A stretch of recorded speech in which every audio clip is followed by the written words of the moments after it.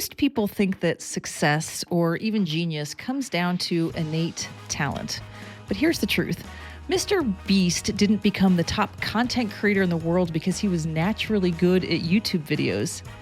He became that by obsessively running experiments and tweaking thumbnails and tracking viewer drop-off and adjusting every single second of his video. Jerry Seinfeld spent 2 years refining a joke about Pop-Tarts because he knew that every second and every pause determined how the punchline would land. And Taylor Swift is interesting because she studies audience energy almost like a scientist. And then she uses that information to adjust her sound, her message, and actually even her identity. And so success and genius aren't accidents. They are the result of really powerful continuous improvement loops. And today, I'm going to show you not only how they work, but more importantly, how you can more brilliantly use them to get better at anything you care about. Welcome to the Everyday Genius Show. I am Taryn Voget, and over the past several episodes, we have been unpacking the 5 strategies of genius that I have discovered in my Genius Lab, working with some of the world's best over the years.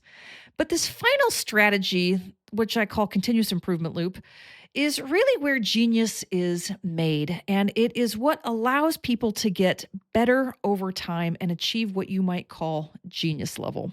So what is a continuous improvement loop? It's something that I promise you are already using.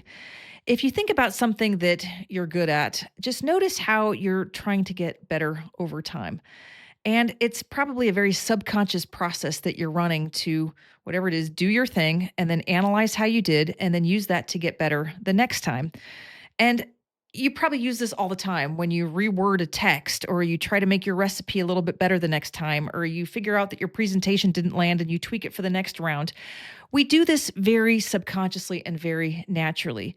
But top performers use continuous improvement loops in very sophisticated and intentional ways, and sometimes in a bit obsessive ways as well.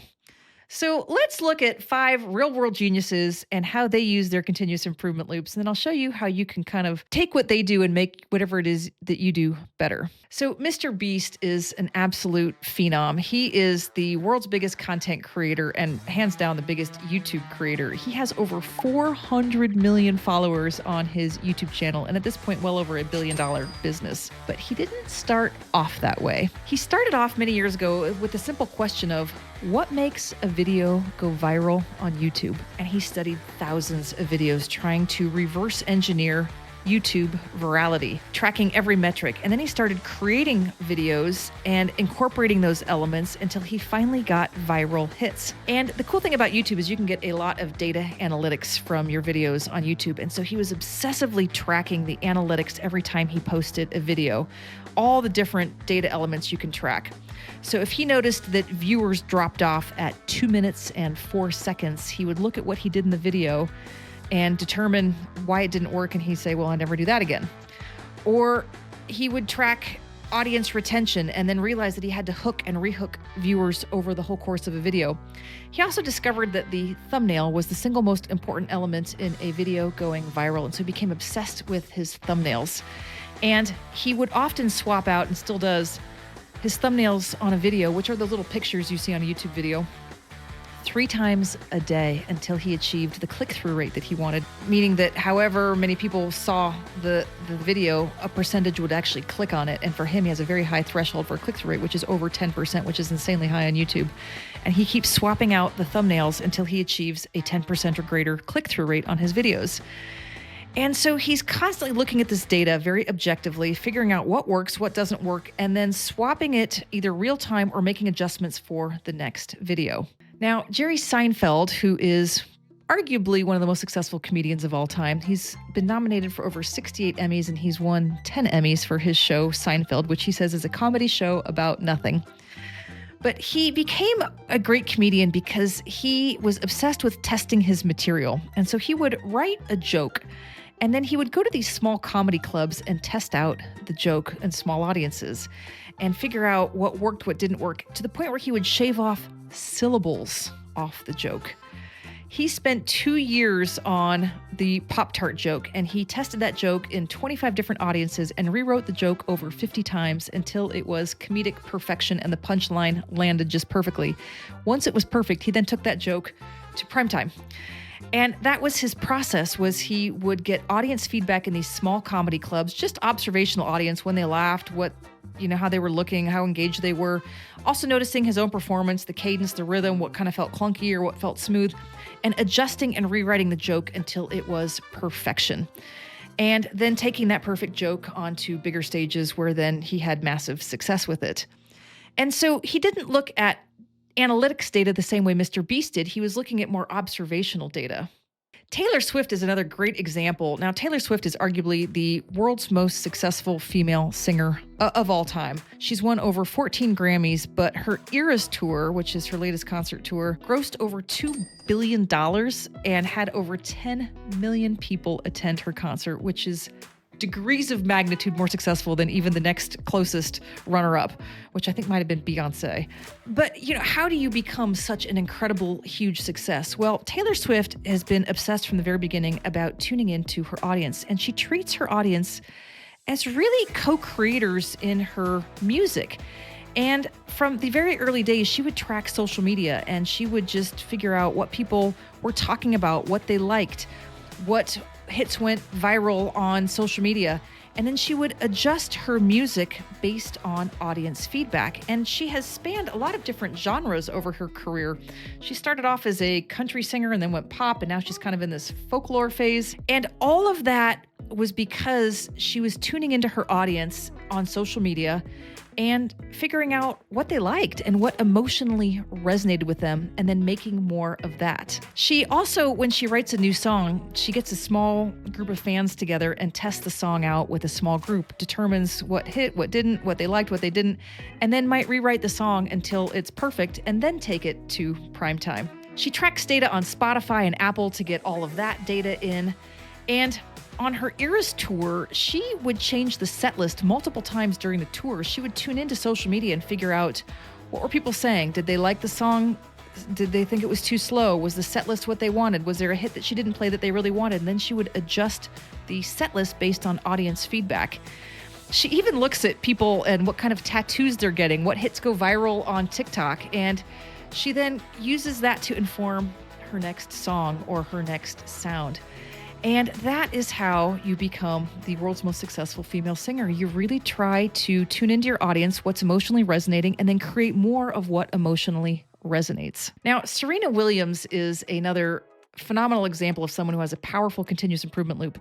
She is arguably the most successful female athlete of all time. She's won 23 Grand Slam titles over her 20-year tennis career, and she is obsessed with perfectionism.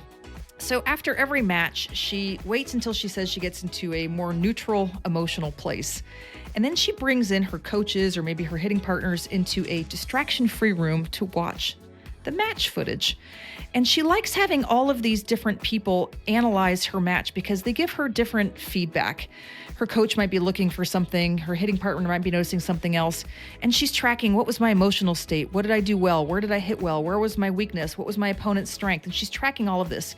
She also has really powerful data analytics software that helps track all these different tennis moves and the angles of the shot and all this kind of stuff. And she brings that information into her analysis, and she takes all of this in to then create new training protocols. So if she noticed she had a weak backhand against a certain opponent, she would just train relentlessly over the next bunch of weeks on that particular backhand. Her serve is phenomenal. I think it's 128 mile an hour serve, and it's something that's her strength, but she's always looking to take that strength and make it even better, change the angle, change where she's hitting it. And so she takes all of this very unemotionally in and then uses it to train better, to get better every time she plays. And that is the power of her feedback loop. Now, Jiro Ono is another one of my favorite geniuses. He is a sushi master, and he is the first chef to receive a 3-star Michelin rating for a sushi restaurant. He is 99 years old, and he was featured in the documentary Jiro Dreams of Sushi. And he follows the Japanese principle of Kaizen, which is small improvements forever. And he's been making sushi every single day for 75 years. And every day he is working on greater and greater levels of perfection. A bunch of years ago, he noticed that each grain of rice wasn't totally consistent. And so he adjusted the steaming temperature of rice by seconds. He noticed at one point that the fish slices weren't completely perfectly even, and so he just adjusted the angle of his knife ever so slightly to get perfectly even fish slices. He's really the first chef that has credited with creating a hyper-personalized dining experience. He has this restaurant in Tokyo that's only 10 seats. It's just one seating per night with 10 people.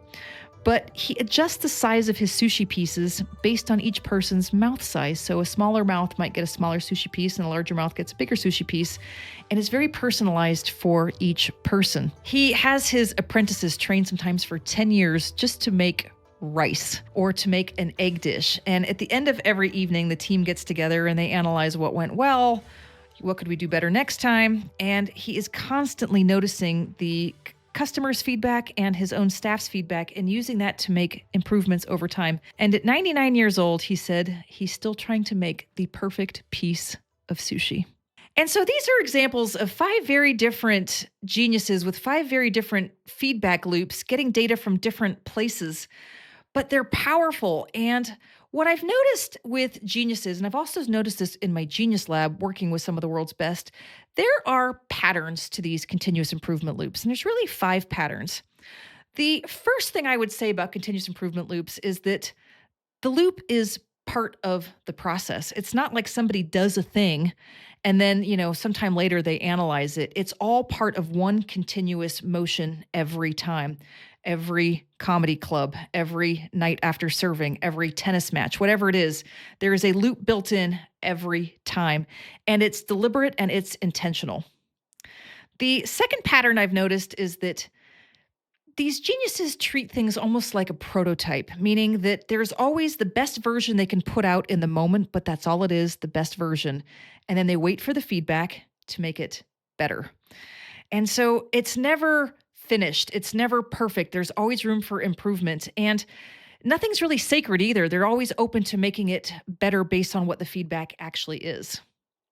The third pattern is that feedback is really fuel and not judgment, meaning when Serena's analyzing her match, she's not judging herself for missing a shot. She's just treating it like data and then using that data to inform training and her next match. And that's all it is. It's just all information that they're using to get better.